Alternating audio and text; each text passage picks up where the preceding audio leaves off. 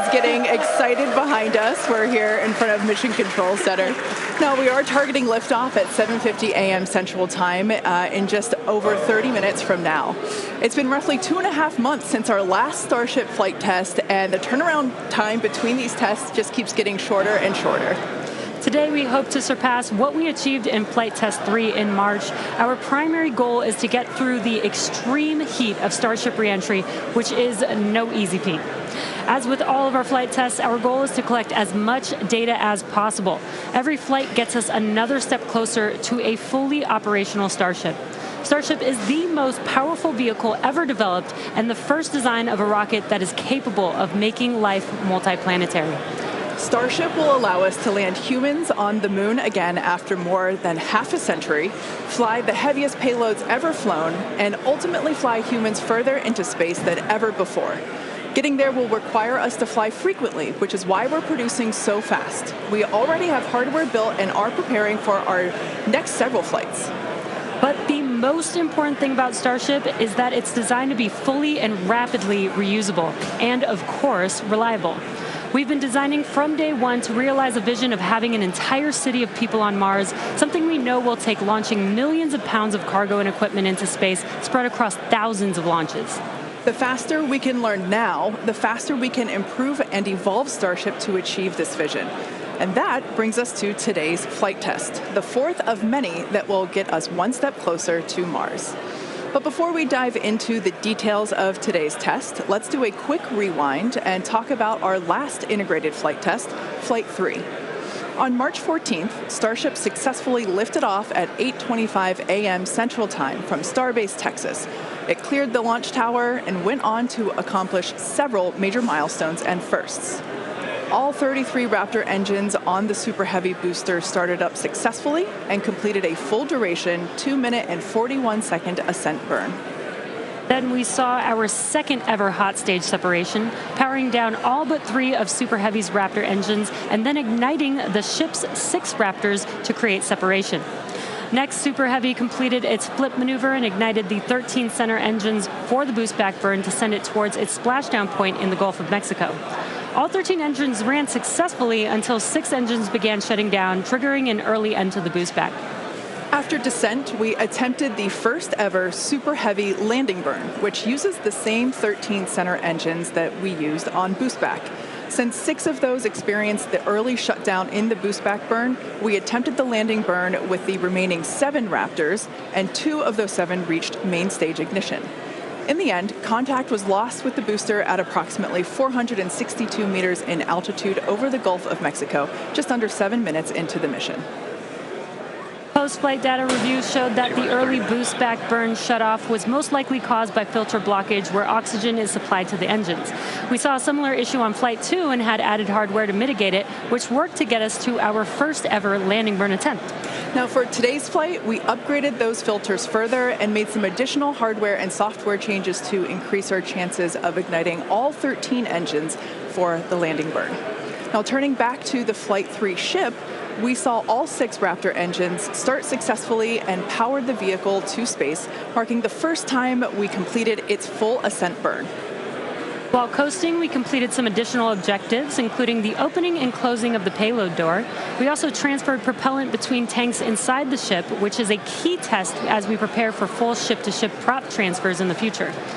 Once we were into our coast, though, the ship gradually lost the ability to control its attitude or orientation, which is done with smaller thrusters around the spacecraft. As a result, the vehicle experienced some unplanned rolling. It still flew on the planned trajectory, but losing attitude control triggered the flight computer to skip a planned relight of a single Raptor engine while on orbit. And then the moment that we all had been looking forward to for so long, as you can see here, the ship's re-entry from space. This was the first time that we were able to get real live flight data on things like heating and vehicle control during hypersonic re-entry, of which we will talk more about later. Not having attitude control meant both protected and unprotected areas saw heating much higher than anticipated. But we were able to get live, high-definition views and real-time data during entry thanks to Starlink terminals on the ship, which itself was a widely successful test. This gave us confidence that we'll continue to get unparalleled insight into the ship's re-entry in order to rapidly improve. And as they say, all good things must come to an end. And for Flight 3, this occurred when contact with the ship was lost at approximately 65 kilometers in altitude, roughly 50 minutes into the mission. After reviewing data from the flight, we found the most likely cause of the unplanned rolling seen during the ship coast phase and reentry phase was blockage of valves that help control the smaller attitude control thrusters. We upgraded these to make them more resilient and added some additional thrusters for redundancy. Overall, we learned a tremendous amount from that last flight, and capping it off with those re-entry views was truly an exciting end to the mission. Incredible. So back to today's test. Today's mission profile is similar to Flight 3, but we have new test objectives, the first of which is getting through the extreme heat of re-entry. About 27 minutes from now, Super Heavy will ignite its 33 Raptor engines and lift off from Starbase. A little more than 2.5 minutes into flight, the Super Heavy booster will separate from the ship in a hot stage separation, meaning that it'll light its engines while still attached to a partially lit booster. The booster will perform a flip maneuver, followed by a boost back burn. About 2 seconds after that burn ends, we'll jettison the booster's hot stage. As it heads back to Earth, the booster will attempt a landing burn before splashing down into the Gulf. Meanwhile, the ship's engines will remain lit for just under 6 minutes during its ascent before shutting down for the coast phase. The ship will coast for about 40 minutes or so, reaching a peak altitude of 214 kilometers. And after its coast phase, the ship will attempt a controlled re-entry, including a flip maneuver and a landing burn, before splashing down in the Indian Ocean. Now, we say attempting because, again, this is a test and nothing is guaranteed. As we mentioned earlier, the booster and the ship have to contend with some extreme conditions on re-entry. For this flight test, we do not plan to recover any hardware from the booster or the ship. With the exception of Falcon, this is no different than what happens to most rockets flying today that are expended or fall into the ocean after completing their mission. Eventually, we will land and recover Starship boosters and ships, as we do today with Falcon 9 and Falcon Heavy boosters. And in fact, we've landed 316 Falcon boosters to date. Even though recovery is not planned, the telemetry and data we receive all the way to the end is what we're looking for, which will help us continue to build a rapidly reusable Starship for the future. In other words, the payload for this mission is data. It's also worth mentioning that the hot stage jettison is an off-nominal procedure that we're using as a temporary way to reduce the weight of the vehicle for its water landing today. Yeah, exactly. Future designs give Super Heavy boosters a lighter weight integrated hot stage intended for full reusability, which will mitigate the need to jettison the hot stage. Okay, so now that we have a handle on today's flight test, let's check in with Dan. Dan, how's it going? Hey, Jesse, and welcome everybody back to Starbase for yet another Starship launch. I'm coming to you live from the Raptor's nest behind the Mega Bay. I'm here with our Pad Red team and some of our flight controllers this morning. Everything has been going really smooth.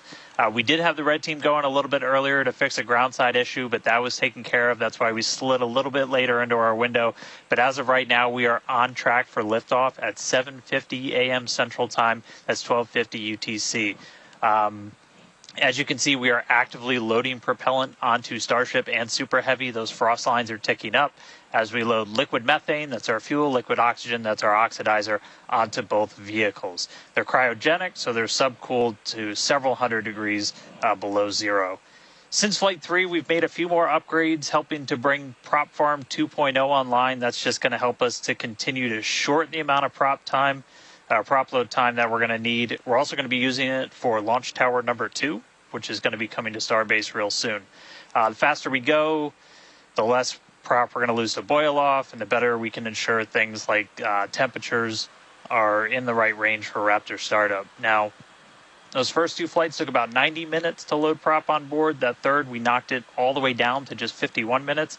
We're aiming for about 46 minutes of prop load time for today's op, eventually hoping to get that down all the way to 40, which for some context, that's just 5 minutes more than we take to load Falcon 9, but we're doing it with 10 times the amount. So this morning, ship prop load started at T-minus 50 minutes, booster at T-minus 43 minutes. We're going to pause the ship main tank prop load in just a couple of minutes to do the header tanks, which are going to do that attempted ship landing burn. We expect the ship to close out all of its prop at about 3 minutes and 20 seconds before liftoff, and then booster at about 2:50. Now, our final countdown sequence is going to look very familiar. It's going to be the exact same as it was on flights 2 and 3. So we'll light those engines, and then about 4 seconds later, we will actually see it lift off. But I mean, right now, we are just under 23 minutes away from launch. We're not working any issues either with the vehicle, the range. Weather is 95% go, so not dealing with any winds or weather issues today. If we do have to scrub, our next attempt would probably be about 48 hours from now. It's all going to be driven by commodities and just how far we get into the count. But everything looking good for liftoff just about 22 and a half minutes from now. I'll check back in with you guys in a few minutes, and I'll send it back over to Kate and Jesse. Excellent. Thanks, Dan. Flight tests like today are the fastest possible route for us to dramatically improve Starship's capabilities. The Starship flying today has already seen a number of changes based on what we learned from Flight Test 3 in March, which was only 2.5 months ago. Development moves really fast here at SpaceX. Let's take a closer look at the iteration of the vehicle flying today. Starship is comprised of two elements, the ship, which has 6 Raptor engines, and the Super Heavy booster, which has 33 Raptor engines. The current iteration of Starship is essentially an experimental vehicle flying for development. Starship 2 will be capable of carrying more than 100 tons to orbit, and Starship 3 will be able to handle more than 200 tons to orbit.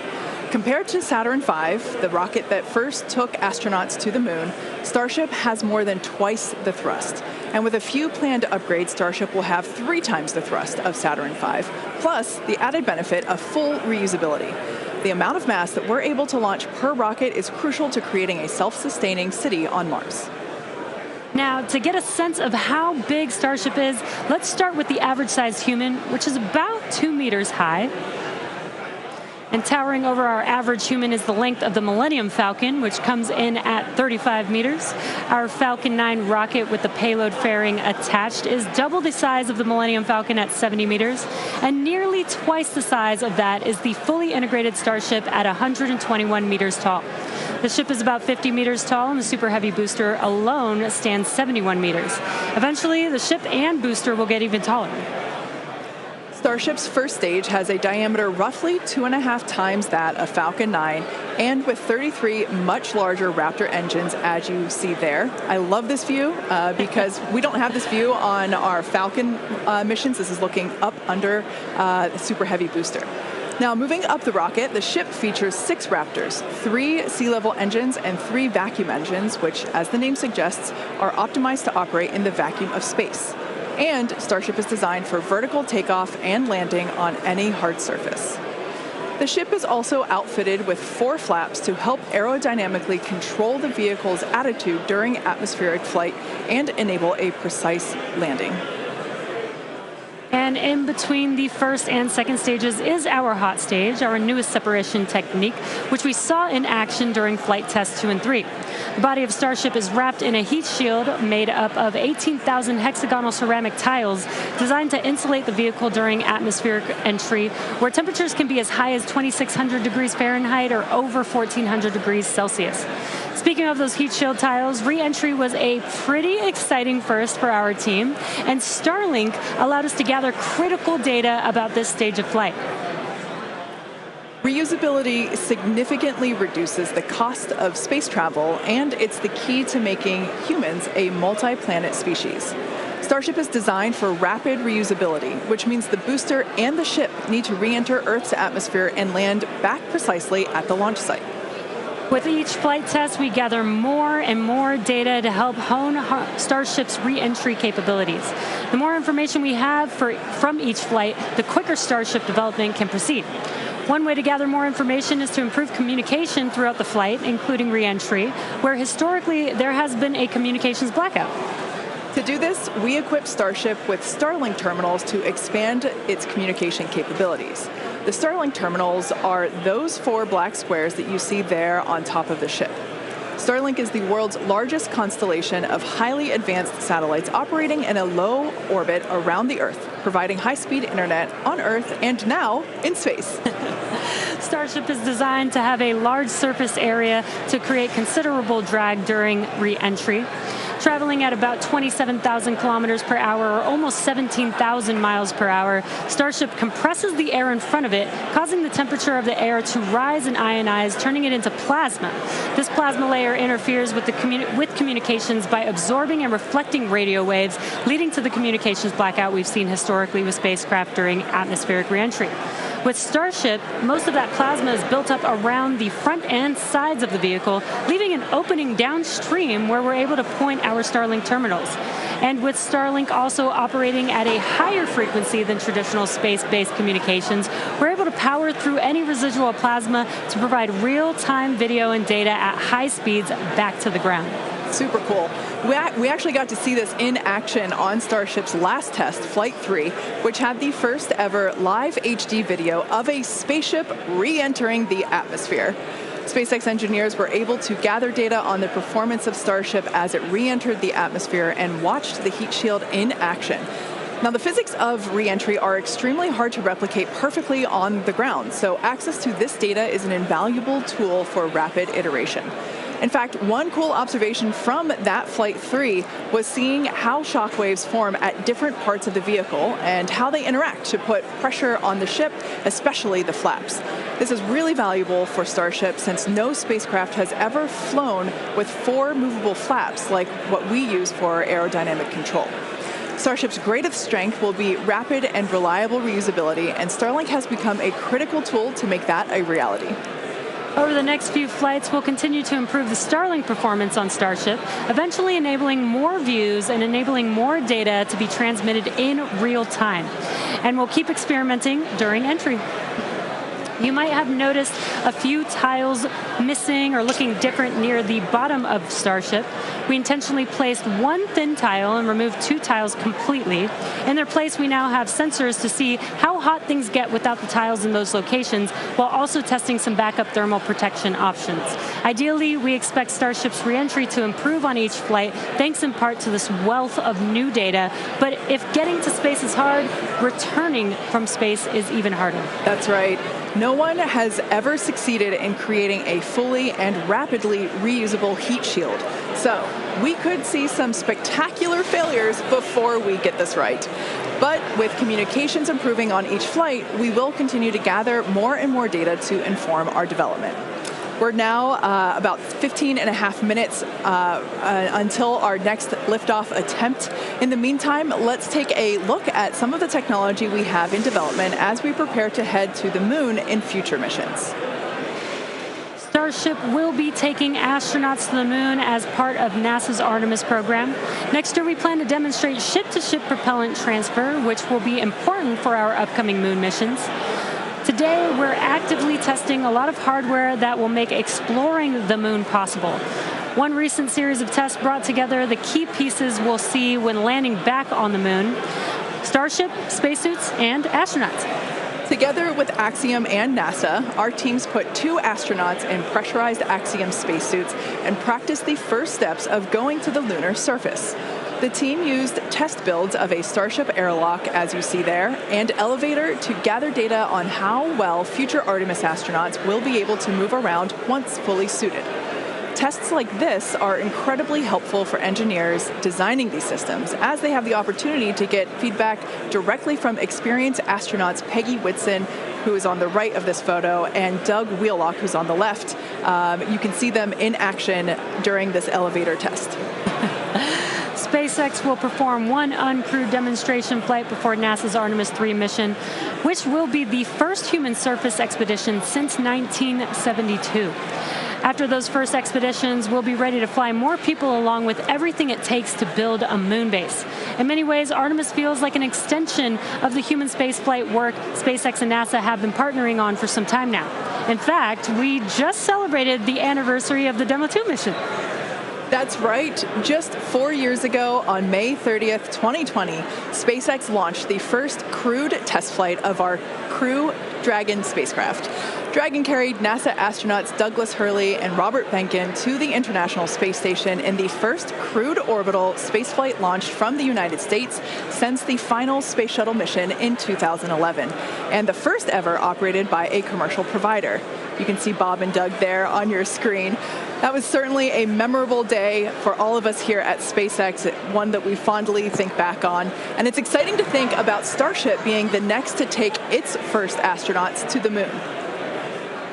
In tandem with Starship development, all of our operational human spaceflight missions are helping us prepare for those future trips to the moon. Our upcoming private astronaut mission, Polaris Dawn, you can see the crew there on your screen. They will play a big role in testing procedures that will be relevant to our moon and eventually Mars missions. We're looking forward to the third Polaris Dawn mission, which will be the first crewed Starship flight. The Polaris Dawn crew will attempt to reach the highest apogee ever flown by a spacecraft, and they'll also be performing a spacewalk, or extravehicular activity, wearing SpaceX's newly designed spacesuits. They'll also be testing space-based communications, which will be critical to future deep space missions. The Polaris Dawn mission is currently targeted to launch no earlier than July of this year, so stay tuned, because that is going to be a very exciting mission to watch. In the meantime, at T-minus 12 minutes, let's check back in with Dan on today's countdown. Hey, thanks, Jesse. Everything continues to go real smoothly. It's been a real quiet day so far. The board looks really clean, not tracking any impediments to a launch just under 12 minutes from now. Prop loads continuing. Looking at the numbers real quick, we're about 85% full on the ship. We did pause to start filling those header tanks on ship. Again, those are the two smaller tanks in the very top of the nose cone that we're going to use for that attempted landing burn with ship. And with the booster, we're just at about 75, 76% or so on our methane and LOX, so getting pretty full there. Those are going to continue down to about 3 minutes and 20 seconds before liftoff. That's when we'll close out all the prop on the ship. And then T-minus 2 minutes and 50 seconds on the booster. A lot of work also going on in the background. Our range safety teams working to make sure the area, not just around the pad, but in the sea space out in the Gulf, and also in the anticipated entry point in the Indian Ocean are clear. We're not tracking any blockers, any boats, anything like that in the zone right now, but their work literally continues right up until those last couple of minutes. So they're working pretty hard to make sure everything stays clear. But right now the range is green. I already talked about it in the beginning. It looks a little bit cloudy, but weather not a concern today. Really light winds. We only had about a 5% chance of violation when we started this morning, and that's held. So everything continuing to look really good for launch so far. The pad itself is getting ready. Reminder that we're going to light those engines about 4 minutes before it actually takes off. So you'll see them start, the 33 engines on Super Heavy start to light prior to that T0, and then about 2 seconds after we'll start to see first motion. But everything looking great, just coming up on 10 minutes until launch, getting excited down here, ready to feel the rumble. I'll send it back to you guys over in Hawthorne. Thanks, Dan. Teams are also getting excited here at SpaceX headquarters in Hawthorne, California. There is a pretty large crowd now gathering outside of Mission Control, located just behind Jesse and I. Now, actually, you can see it there on your screen. There they are.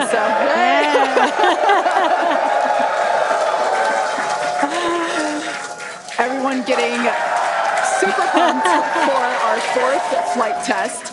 Now, as a reminder on that note, today is just a test, the fourth of many future flight tests of Starship before it becomes fully operational. So whatever the outcome and however far we get, we can promise excitement.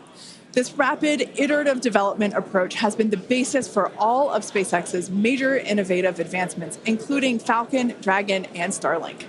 Today, we've successfully landed Falcon 9 boosters 316 times, changing humanity's understanding of what's possible when it comes to rocket reusability. And even though we are not recovering the booster or ship today, test flights like these provide critical data through every phase of flight, which will get us closer and closer to full reusability, and we have a lot more tests planned for this year. When we start recovering Starship boosters, we'll want them to return to the launch site for a quicker turnaround, which you can see in this animation on your screen. And that's when the tower reveals its dual purpose. After launch, the arms or chopsticks on the tower will help guide the booster into position to ensure a precision landing. And our goal for the near future is to have 4 launch towers, 2 in Cape Canaveral in Florida, and they will look very similar to the ones that you see here in this animation.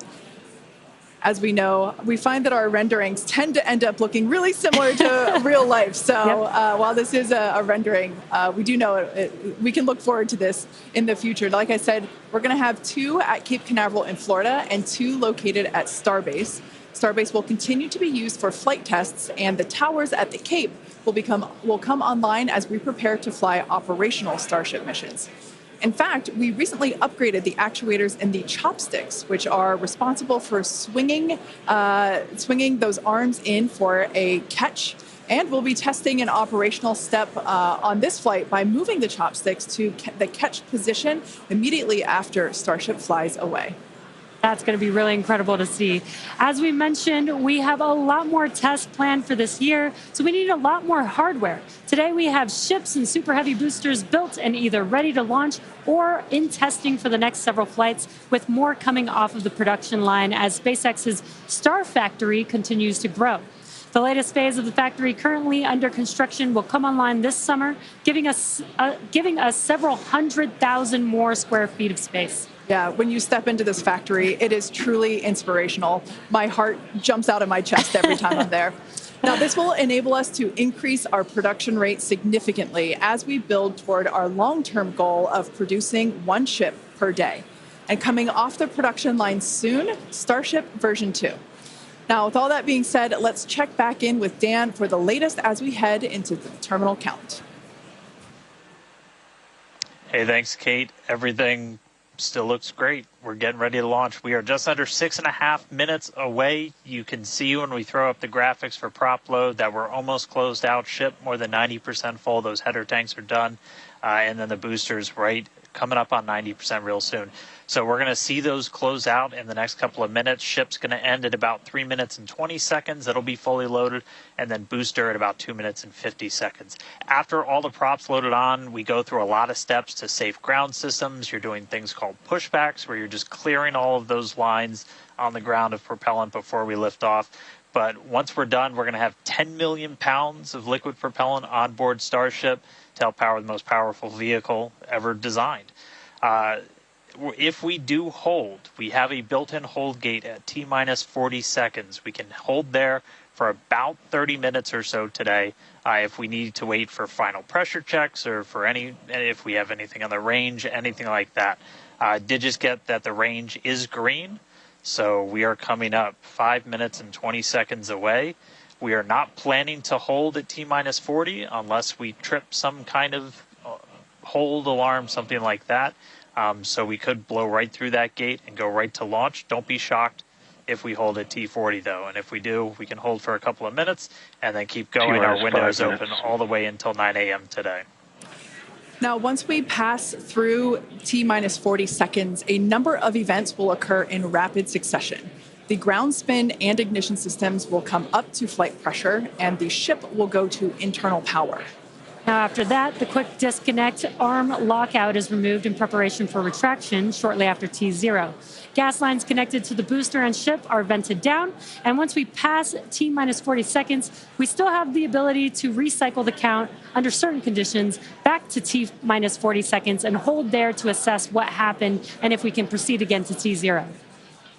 However, once the water for the deflector system begins flowing at T-minus 10 seconds, any issue after that would be an automatic scrub for the day, as teams would need to refill the deflector's water tanks, as well as the lock storage tanks at the tank farm before making another attempt. So, as Dan mentioned earlier, we are not planning to hold at the optional T-minus 40-second mark.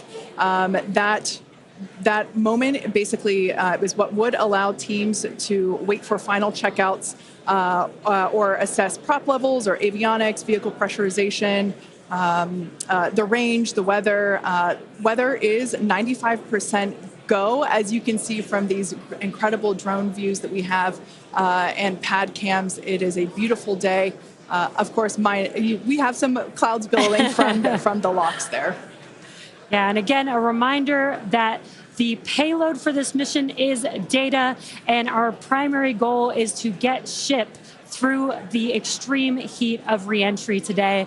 We're very excited to see that. We did get very close on Flight 3, so I'm excited to see how these iterations that we've made to the vehicle will help improve our chances of success today. Yeah, absolutely. Now, just as a reminder for the booster, now we are not attempting to recover any hardware today, both either on ship or booster. For the booster, we will be attempting to perform a landing burn to have a soft splashdown in the Gulf of Mexico. We made some improvements from our Flight 3 learnings, so hopefully that will work and we'll see a successful soft splashdown. For the ship, we're hoping to demonstrate controlled re-entry, including a flip maneuver and landing burn, and that will be followed by splashdown in the Indian Ocean. That is the same target as we had on Flight 3, so everything should look pretty similar in that regard. And we just heard the call out there that all prop load is closed out, so at this point, there is like 10 million pounds of propellant on board Starship, which is incredible. This is getting very exciting. We are just about 2 minutes away from T0.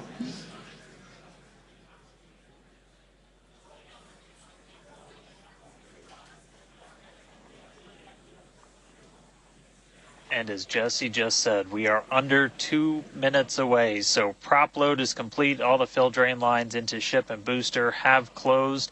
Right now we're doing the pushback, so clearing out all those ground lines of propellant. And that'll be completed over the next couple of seconds. We're coming up on that T-minus 40 mark. Again, not planning to hold. If we do, or if we get a hold after we pass it, we can snap back to that T-minus 40, and then we can stay there for about 30 minutes or so if any other issues crop up.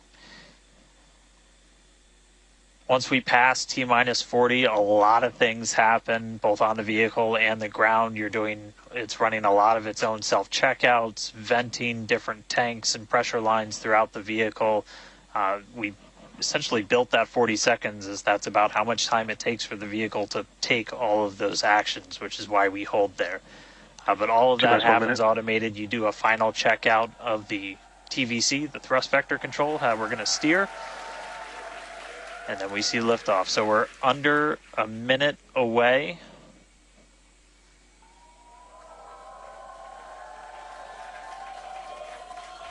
"45 seconds and counting. Good event, game met. All right, now as we close in, we are past the 40-second mark. So let's listen in. Flight Director Ty Huntington's going to take us through one more time for a Starship liftoff.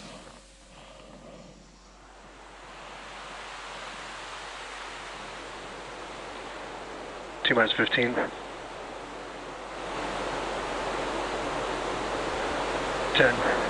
8, 7, 6, 5, 4, 3.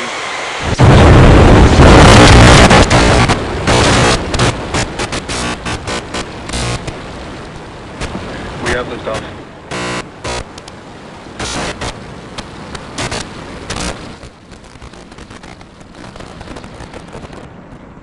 Vehicle is pitching downrange.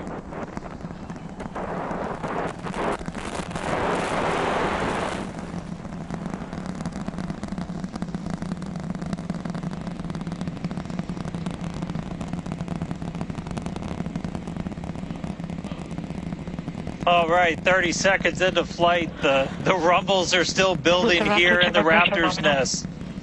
We're seeing 32 out of 33 engines lit on the Super Heavy right now. Coming up shortly is going to be max Q, that maximum aerodynamic pressure as we go uphill on the vehicle.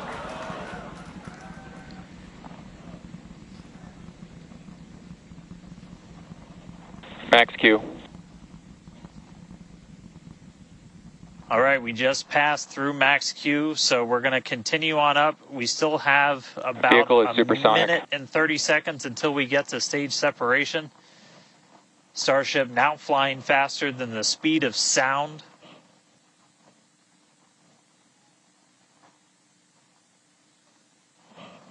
All right, so you got a couple of views. You got some ground trackers in your top camera there. You're looking down from the top of the booster in the bottom left, and then a camera in the top flap of the ship looking back in the bottom right, so getting a couple of different looks as Starship heads uphill. Once we get the hot staging, a lot of things happen all at once simultaneously. We're going to light the engines on the ship, starting with the RVACs first, and then the 3 center sea level engines before we're separated. All of that exhaust gets plumed out the side of the hot stage, and then the ship will separate itself. All but the 3 center engines on the booster are going to shut down, so the booster never stops its thrust while we go through this hot stage maneuver. After that, the booster is going to do its flip, start heading back, and then the ship will be on its own power on its way to space. So that should be coming up in just about 30 seconds from now. As of right now, still looking in like 32 out of 33 Raptors lit on the booster. And we'll start to see those stagger down. They're going to turn off in banks, so you'll see the lights on the bottom left screen of the engines that are active start to turn off in different groups, and you'll see those 3 center ones lit. Booster engine cut off. Ship ignition. Stage separation confirmed. Boost back burn start up. Acquisition is Houston.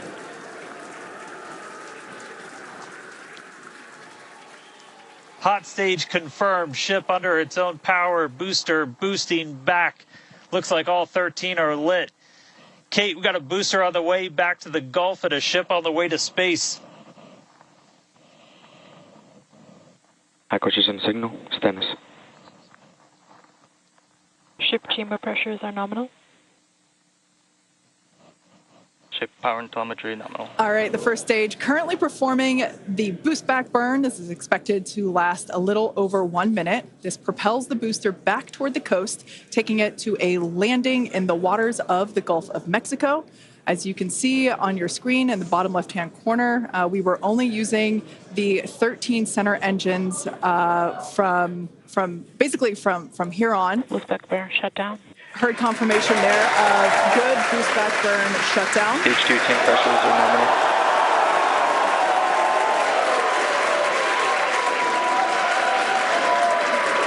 Lots of excitement. So right here, this is our view of the jettisoned hot stage. As we mentioned, this is a temporary fix to help reduce the weight of the booster, the Super Heavy booster. Future iterations will have a lighter weight integrated hot stage structure that won't need to be jettisoned. Now, after we jettison that hot stage, the booster will begin to attempt its water landing in the Gulf. In the meantime, the ship will coast for about 40 minutes or so up to an altitude of 214 kilometers. And after its coast phase, it will attempt a controlled reentry, including a flip maneuver and a landing burn just before splashing down in the Indian Ocean. But as a reminder, we are not attempting... Trajectory nominal. Good news there. Trajectory is looking good for the ship, which is on the right-hand side of your screen.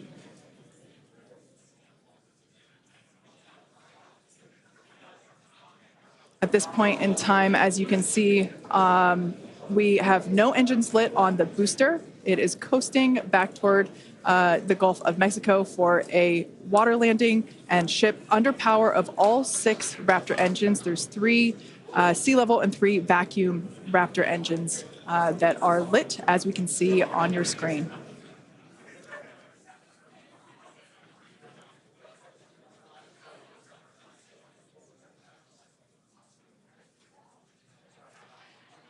These views have been looking incredible.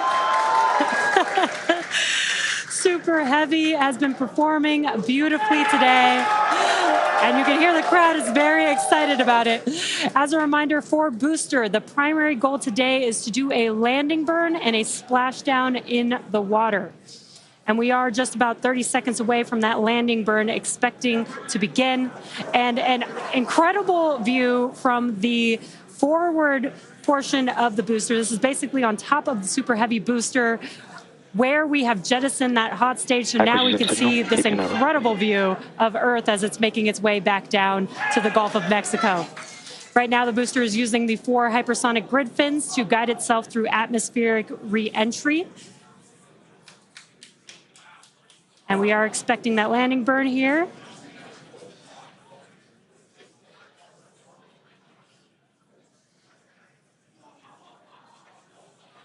And we will be igniting 13 engines, and this is a great view. On your left-hand side is 3 views from the booster, and your right-hand side a view from the ship. And you can see those grid fins on your left-hand screen rotating and turning to guide the booster, and there's that landing burn.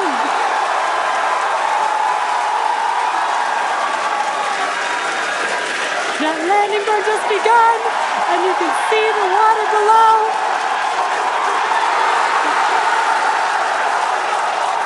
And we have splashdown.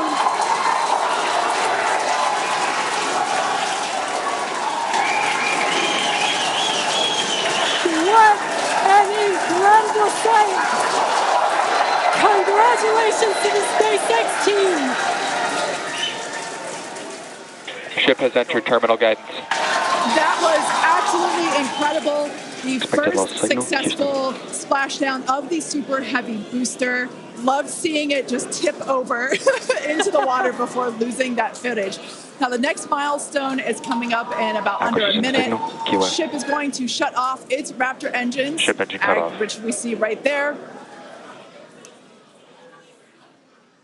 As we mentioned before, today's test flight is not an orbital flight, but rather one that demonstrates the Starship's orbital capability.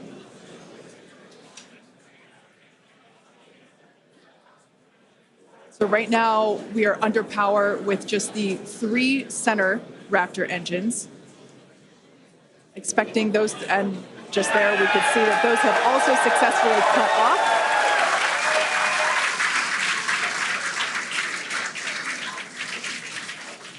Ship FDS is saved. What an incredible Nominal orbit insertion. Oh, there's great news there. The call out we were hoping to hear. Amazing views once again from Starship. We have our second Starship in space. These live views being brought to us by Starlink, which is on board the ship. Dan, what an incredible view we have once again. So exciting. We got another ship in space. I'm like still jumping up and down. Expected loss signal. This whole building was going absolutely insane when we saw the booster hit the water. I mean, wow. Congrats to everybody that's just been putting in insane amounts of hours on everything to make this thing a reality. And I feel like every single time we do one of these, we're seeing something wildly new. We got to see the hot stage jettison and the booster in the water. But just to recap real quick over everything that's happened. So we lifted off at 7:50 a.m. only 9 minutes ago. How has it only been 9 minutes? 7:50 a.m. Central at 12:50 UTC. We saw 32 of the 33 Raptor engines on Super Heavy make the ascent. We had successful cutoff, successful hot staging. All 6 engines on the ship powered it all the way into a nominal orbital trajectory. And we've already been getting some live views from the ship on board. After that, the booster was able to do its boost back burn. Oh, this looks like we're actually getting some views from the ground still, potentially from Florida, of the ship as it's up there. That's a view from some of our tracking cameras on the ground in Florida. But the ship, we just heard successful orbital insertion, so it's right where it needs to be and is now going to continue on its way to coast until it comes to reentry. But I mean, the booster, successful boost back burn, jettison the hot stage, and then a landing burn. It looked like we saw 12 of the 13 engines light up, and then that first ever soft splashdown in the water. So a whole lot still to come. Ship now on its way to its primary objective of entry. That's going to be coming up in just under 40 minutes from now. So a lot still to come, but wow, what a 9 minutes to start this mission off. So can't wait to see what entry is going to show us, but that launch was incredible. Back over to you, Jesse and Kate. Wow. I am still trying to catch my breath here. That was some incredible views that we have never seen before. It has been nonstop since liftoff. And with the booster having completed its job for the day, we're going to take a short break for about the next 28 minutes, and we'll return while we're going to take a break while the ship is continuing to coast before re-entry. Exactly. As with Flight 3, Starlink may enable us to talk with the ship through re-entry with no communication blackout. We are still testing Starlink during this phase of flight, so of course nothing is certain. However, if we do have views, we will be sure to bring those to you live. Views such as the one, that we had. Well, of course, because I said it went away.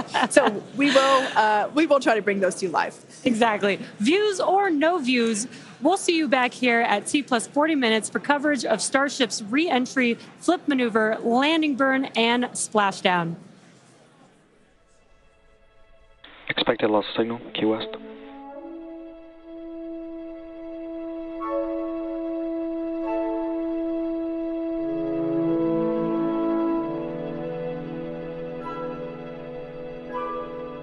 Expected loss signal, Cape Canaveral.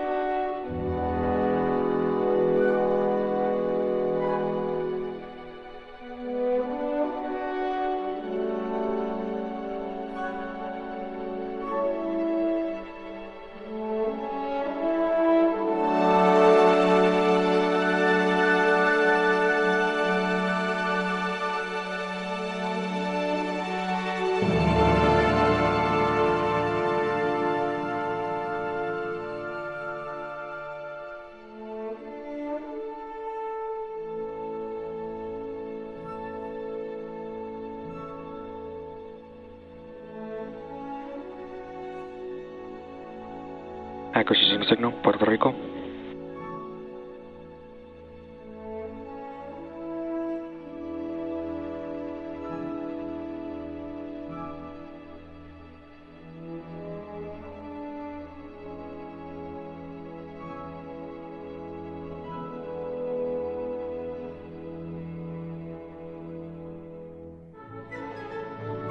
RVAC pre-valve set open.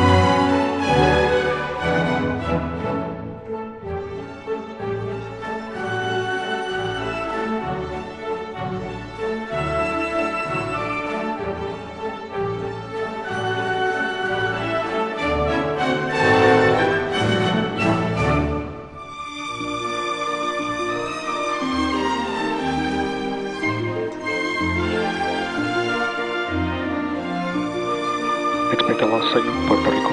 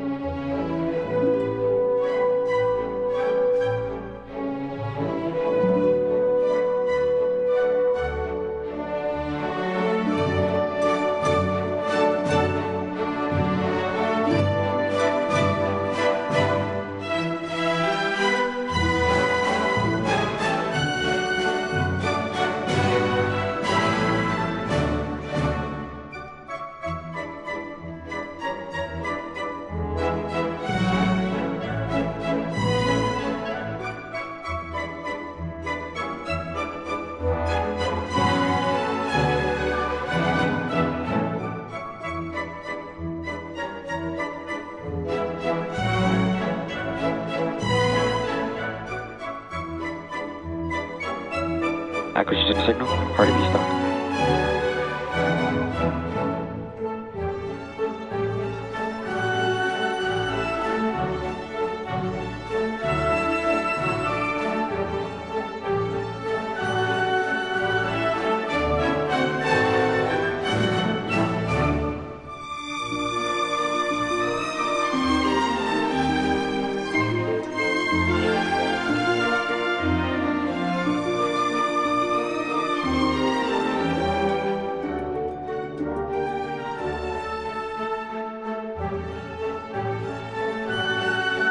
Starship is flying to entry attitude.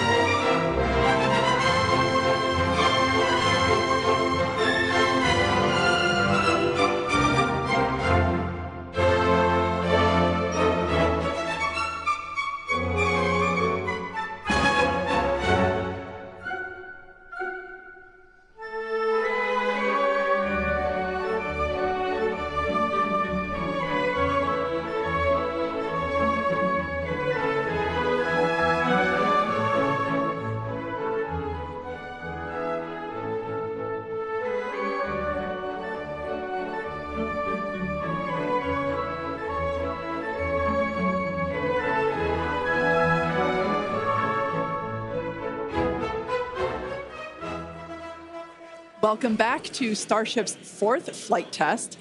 It has been an exciting day so far. We had an on-time liftoff of 7:50 a.m. Central Time, followed by successful hot staging, stage separation, jettisoning of the hot stage structure, an epic super heavy booster landing, water landing in the Gulf of Mexico, the first successful return of the super heavy booster. So that was incredible to see. And right now, the ship is in space. As you can see here by this view, we're looking at one of the flaps of Starship, one of four. You can actually see a close-up side detail of some of those hexagonal heat shield tiles. Now, coming up around T plus 49 minutes, the ship will re-enter the Earth's atmosphere. As a reminder, the primary goal of today's flight test is for a ship to make it through the extreme heat of re-entry. This is typically a portion of flight where we don't have communications with the spacecraft because it's re-entering at or around orbital velocity, which is about 8 kilometers per second or roughly 5 miles per second. At those speeds, the spacecraft moving through the atmosphere results in friction and creates a plasma field around the vehicle. That blanket of plasma distorts, as you can see, that plasma blanket, which you can kind of see here, distorts communication frequencies. So we're left with a brief blackout in communication.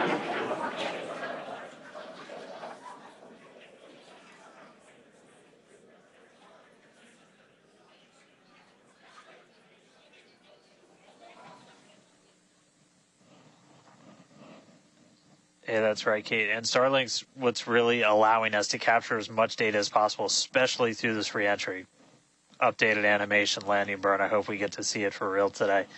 But these live views that we're getting now and we're going to continue to get are through Starlink. That's going to allow us to get as much data as possible, which we've said it before. We're going to say it 9,000 times. The data is the payload on these flights. So as much as we can learn, that's just going to pay dividends on all of our future flights and help us get Starship to an operational phase.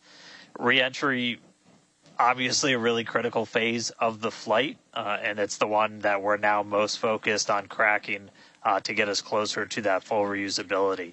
Starlink is going to be able to send us data back all the way through reentry. We've done some additional testing, and we're expecting to be able to get data from Starlink thanks to its high frequency and kind of the orientation and everything of Starship all the way through reentry. And then got a new view here. We have two external views. We had this one on Flight 3. We've got two for this one. And we're going to continue adding views as we continue to evolve Starship. Again, this is an experimental vehicle. Believe me, I want as many camera views as you all do. So huge shout out to the AVI and the software teams and everybody that's been working with us. We're getting more cameras on Starship, not just because it looks cool, but this provides an incredible insight into reentry, which is, historically a really tough window to look through. Approaching entry interface. The physics of reentry are insanely intense. One of my favorite NASA astronauts, Victor Glover, recently described it as with the forces and the flows and the temperatures, it's like pointing at a raging river in one spot and saying, tell me exactly what's happening right there. And that's what a ship is experiencing as it goes through, as it's moving through the atmosphere at, more than 5 miles a second and heating up to thousands of degrees. So just having visual representation, just being able to see what's happening is incredibly valuable. So these views are going to be through Starlink. We've got this one. This is in one of the forward flaps looking back. So if you see it rotating around, that's because, again, it's embedded in one of those forward flaps. So as we get through and we start to build up density in the atmosphere, this view is going to move around as the flap does. And then the other one we had a little bit earlier is looking at one of the other forward flaps on the other side. Eventually, we're going to keep adding more cameras to Starship, get a couple of different views from the outside of all the different areas, and then also eventually to be able to see payloads once they're deployed. So a lot more exciting stuff coming up in the future. But right now, we're getting closer to reentry. Again, we're going to be moving at hypersonic speeds at more than 5 times the speed of sound. We're going to see that plasma start to build. So, Kate, Jesse, excitement coming up. Yeah, as you can see with that view on your screen, again, high def brought to us by Starlink. We can see the plasma beginning to build as the ship is getting closer to the Earth's atmosphere. Now, let's talk a little bit about how Starship will survive reentry, hopefully, and control itself. Exactly. We've been talking about this entire flight test. There's 18,000 hexagonal ceramic tiles surrounding the bottom portion or the Earth-facing side of the ship. Through 100 kilometers altitude, good altitude for entry. Great call-outs there. Now, during atmospheric reentry, the vehicle is going to see temperatures as high as 2,600 degrees Fahrenheit or over 1,400 degrees Celsius. So those tiles are there to help protect the vehicle from this extreme heat.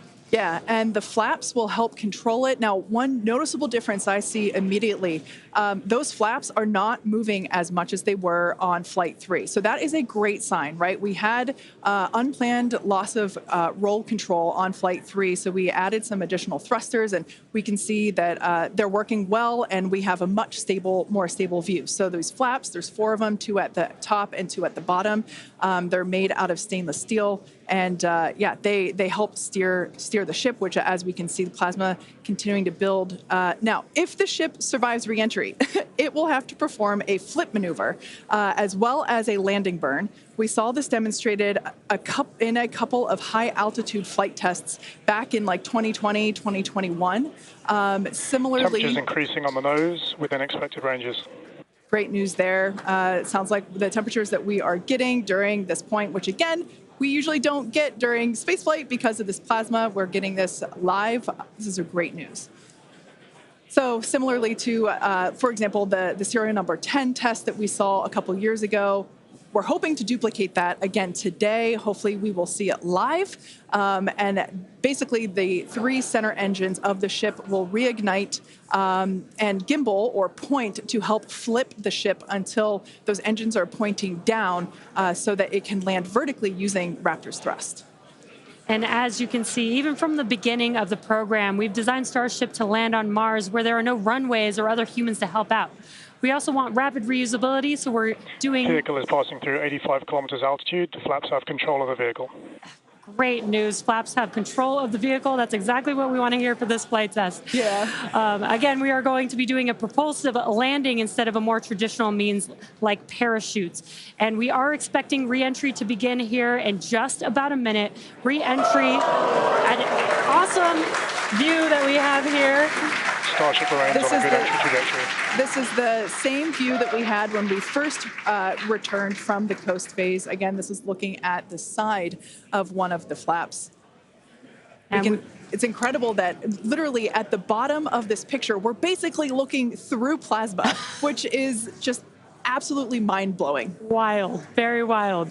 Now we are expecting entry to begin here in about 30 seconds or so.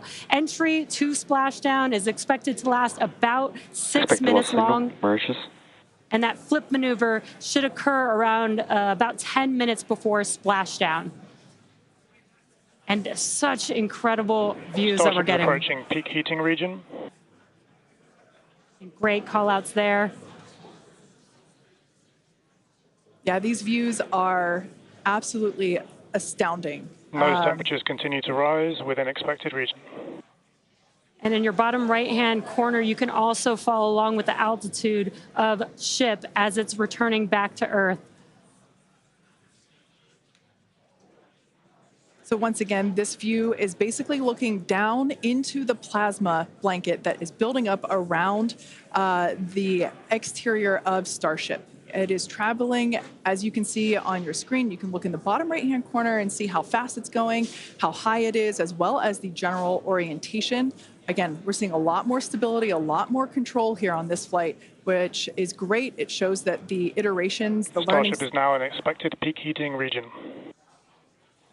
All right, great news there, telling us that this is basically the hottest point that Starship should get during its re-entry. Now, the heat shield is working with the atmosphere for some free braking, okay? The atmosphere is helping to slow the Starship down. Yeah, exactly. We're not using any engines or thrust to slow the vehicle down. Exactly what Kate mentioned. We're just using the atmosphere and those heat shield tiles protecting the vehicle as it's coming through that high heat temperature. Yeah. Now, this is another one of those moments that we have been waiting for. Right now, the ship is currently re-entering the Earth's atmosphere, and by all looks and all call-outs that we're hearing on the net, it is doing pretty well. Now, we do not plan to recover the spacecraft today, but rapid and reliable reusability is the ultimate goal.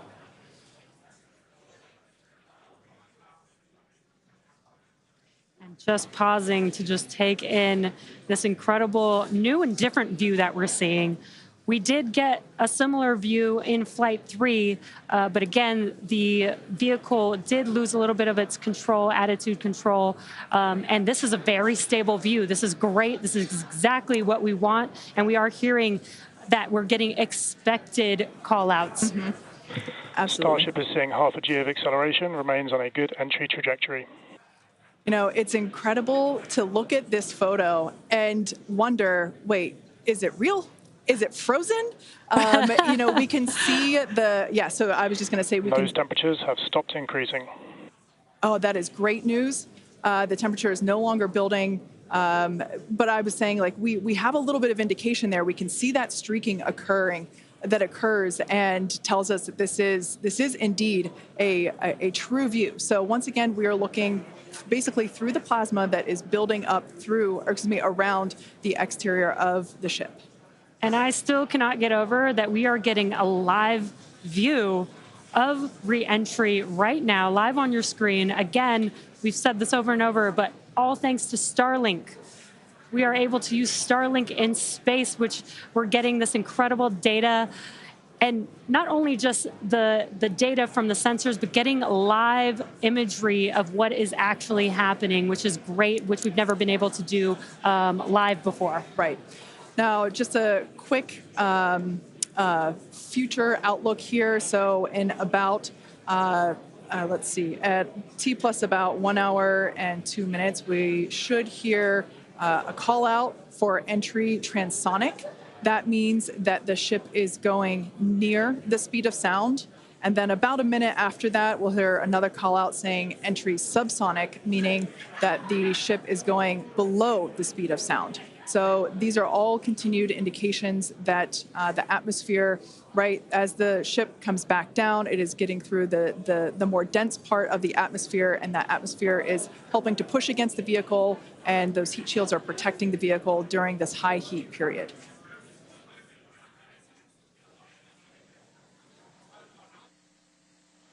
Yeah, Kate and Jesse, we're starting to see as the atmosphere gets denser, you're starting to see a few more particles make an appearance in the plasma there. You can see you're looking down at the aft end of the ship in the top left, and you're seeing essentially the flame build up as we go through reentry. You've been hearing the call-outs. They're tracking things like temperatures in the nose cone, and those were right where we modeled them to be, which is really cool to see and to see in real time. But we're coming up, we're at about 67 kilometers in altitude. Our last signal with the ship on Flight 3 was at 65, so we should be making it past that point shortly. Obviously, as you guys pointed out, we're in a much better control this time as we re-entered in the right attitude, and our flaps have been steering the way so far. Once we get through transonic, that's when you've got essentially Raptor landing bird. Different areas around the vehicle where the air is either moving faster or slower than the speed of sound. We'll eventually get to subsonic, which we have some experience with. We did in our suborbital campaign. Start of Raptor chill. And Starship will eventually get down to its terminal velocity as it's floating down to the water. That's just about 200 miles an hour or so. We are hearing that we're starting to chill some of the engines as we are, if we make it all the way down to the water, still going to attempt a landing burn, but still a ways to go. We're at about 64 kilometers in altitude right now. We made it through what's expected to be the peak heating, but now we're going to start encountering increased pressures as the atmosphere gets thicker and thicker. So we're at 63 kilometers, so we've already made it farther than we did on our last flight when that last signal was coming at 65 kilometers. So again, what we're really looking at here is the performance of the heat shield, of the flaps, of the seals in the flaps. There's just a whole bunch of different areas that we're keeping a really close eye on as we re-enter.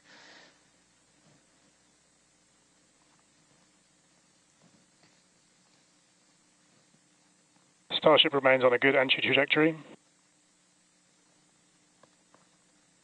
And looking like we're still on a good trajectory. If you're seeing little camera moves, that's the flap moving as it continues to maintain the attitude of the vehicle as it re-enters.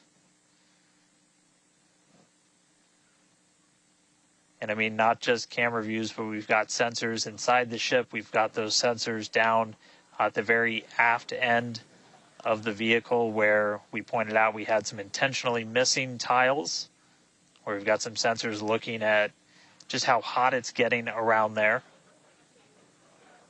We intentionally put those in essentially the least critical part of the heat shield, where if you had any kind of a breach, it wouldn't be great for reusability, but wouldn't be critical for actual making it through the reentry into the landing.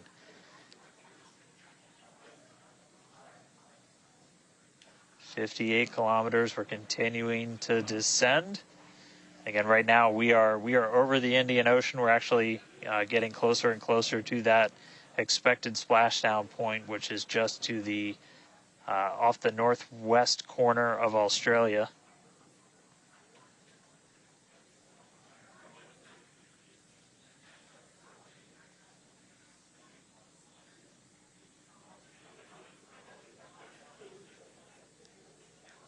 And if you keep an eye on our speed, the speed is dropping. We're hitting the thicker part of the atmosphere now. The speed's going to start dropping precipitously.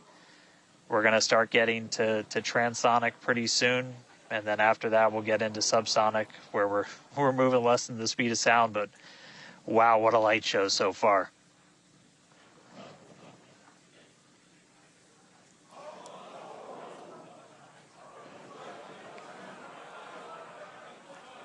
External temperatures are starting to come down. Again, this camera view is looking right at one of the forward flaps. And we're strategically putting some cameras around the vehicle to just look at the different areas that looks like we got the flap starting to come apart a little. Yeah, it does appear that we have a little bit of burn through there. We can see pieces of the vehicle flying off. What a show it has been. It's been like watching Interstellar or something. This is wild to see this, but the ship is still coming down, which is incredible to see. How far can it go? That is the question. Keep your eye on the altitude in the bottom right-hand corner. We're at 54 kilometers right now. Now, ultimately, the data is the payload today. We've been saying it multiple times. Our teams are sitting, reviewing this data live, learning where the hot spots are. As you can see, there's an obvious hot spot there with the flap, and learning how we can improve this design. The goal was to get as far through this high heat re-entry as possible. Ideally, we'd love to make it all the way down and perform that landing burn and flip maneuver, but we may not get that far today. We will see. Again, this is a test, and we are gathering as much data as possible, visual data as well, which we can see here. We are getting a lot of debris covering the camera on your screen, but we can still see some of those sparks and flames from that high heat as ship is making its way back down to Earth. Ship now at 50 kilometers and closing. The good news is we still got, looks like that camera lens just cracked. It's safe to say ship's getting a little beat up, but that's to be expected on a test flight. We are still learning how to improve the ship for total survival and recovery of the high heat reentry. I'm honestly impressed that we're still getting this live view despite how much debris is coming off of this flap right now. The fact that we've got it is good news. And I may have jinxed it. I apologize. Look at that. It's back. We are still going. And the teams here at SpaceX are excited, as you can tell by the cheering behind us. There's still a sizable crowd here at Mission Control Center, Hawthorne. A splashdown is expected in just about 4 minutes from now. And we're still moving. We still have live views. Starlink is doing an incredible job. Maximum entry dynamic pressure. External temperatures are dropping. Okay, good news. Those external pressures are dropping. The question is, how much of the ship is left? We can't really tell. We can still see some of that particulate coming off. And unfortunately, we do have a cracked camera lens. But for any photographers out there and videographers, we know that's part of the gig sometimes. Yeah, and you can see that the speed is rapidly slowing down. That's actually really great news for us. We want the vehicle to be slowing down before it splashes down into the ocean. That'll help set us up for that flip maneuver, engines first down into the water. Exactly. So we have seen this flip maneuver demonstrated on previous high altitude flight tests like serial number 8. Oh, more views. Or excuse, I should say more light coming through the view that we have through that cracked and dirtied lens there. But yeah, so we're hoping that this flip maneuver, that we can pull it off as soon as we get those views back. If we can get them, if the ship is still around, we will bring it back to you. Vehicle has passed maximum dynamic pressure. That is great news. Maximum dynamic pressure being the moment in which the vehicle experiences the greatest amount of aerodynamic pressure. Speed still dropping. We're now at 37 kilometers above the ocean. Just like Flight 3, we are targeting a splashdown in the water in the Indian Ocean. And we don't have a live view right now, but because we're still getting data and telemetry, that does tell us that ship is still doing okay, at least. And there we got that live view back. The crowd very excited to see that view, despite not being able to see very much. The fact that it's there tells us the ship is still alive. Yes, and collecting data, continuing to collect data as we get closer and closer to Earth. Yes, now 30 kilometers, now 29 above the Indian Starship is Ocean. at 30 kilometers altitude, Mach 2. Sounds like the vehicle's traveling, as we just heard, Mach 2, which is, looks like we might, I thought maybe it might clear up. It is a little bit, now at T+1 hour, 3 minutes and 13 seconds into Starship Flight 4, hoping that the ship can hang on. It's probably potentially hanging on by a couple of bolts and threads, but it's still going, and that is excellent news. That deceleration is looking incredible. We're about to go under 1,000 kilometers per hour. Yeah. Starship is at 20 kilometers altitude. Now, keep in mind that even though we can't see anything, the data itself is what we really are. Starship is subsonic. Subsonic, they're telling us it's traveling below the speed of sound.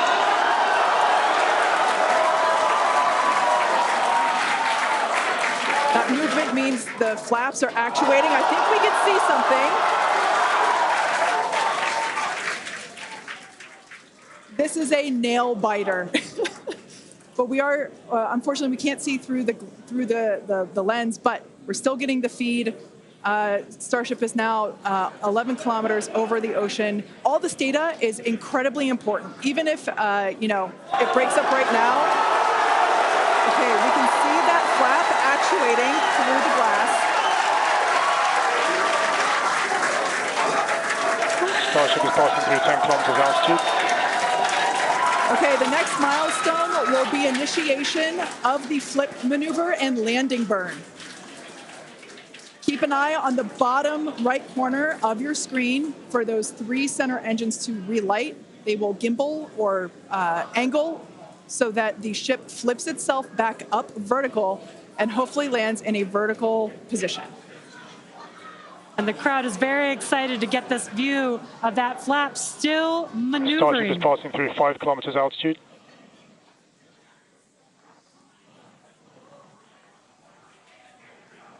This is incredible. We're getting very close to splashdown. These fireflies are such a good sign of life right now. We wish we could see more, but we'll take it. Starship is at 2 kilometers altitude, terminal velocity.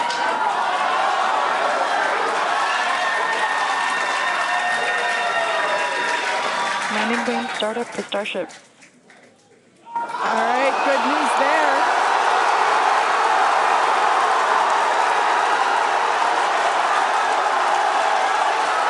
Nominal chamber pressure. Landing burn startup.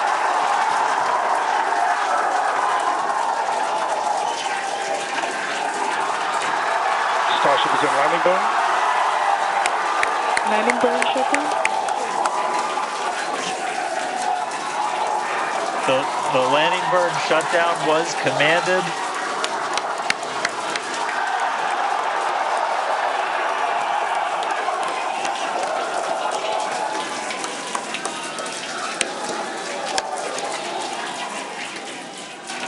Wow. I mean, it was a little bit of use your imagination as you were going down with what we could actually see, but we were able to hear the ship did its landing burn. It sounded Starship like we might have got shutdown. 2 engines. And there's the final call for landing burn shutdown, but we'll go back through all the data, but we did get confirmation that a landing burn took place. Starship made it through re-entry and did its first ever landing burn. from South Texas to the other side of the earth. Starship is in the water. What a day. What a day, guys. Yeah, that was absolutely incredible. We we got views pretty much the whole way down. Analysis said it could do it. We weren't sure if it was going to be able to happen, but Starlink powered through, and we were able to get signal. We started to get some debris on the cameras and everything, but we were able to see it. So, I mean, what a day. Just recapping, everything started off today. We lifted off from here in Starbase just about an hour ago. It feels like a lifetime. Successful super heavy ascent, boost back, and its own splashdown in the Gulf. Ship made it to space, kept its attitude. Successful re-entry through peak heating. We got to see it under flap control through the atmosphere, and we got call out of our first ever ship landing burn after a launch into space. So, just really incredible. So I'm going to take some time to collect myself, but wow, that was incredible. I can't wait for the next one. Over to you guys. It was so loud here. I haven't heard the crowd get that loud probably since liftoff of Flight 1, honestly. That was incredible. Congratulations to our teammates, to everyone who supported the Starship program. Thanks to all of our future customers for your support. And we'd also like to thank the people of Cameron County, Texas, as well as the Coast Guard, the Federal Aviation Administration, and the government of Mexico. And since Starship got a little bit toasty from that extreme heat of reentry, and we've got our very own Starship right here, let's have a toast of our own. I've been waiting all morning for this. Okay, may I? Light me up. Yeah. Just like Starship, I like this toasty. I'm keeping this. Now, we've got more Starship test flights coming to you soon. Be sure to follow the SpaceX account on X for more updates from today's test flight and future Starship tests. Thanks for watching, and we will see you next time.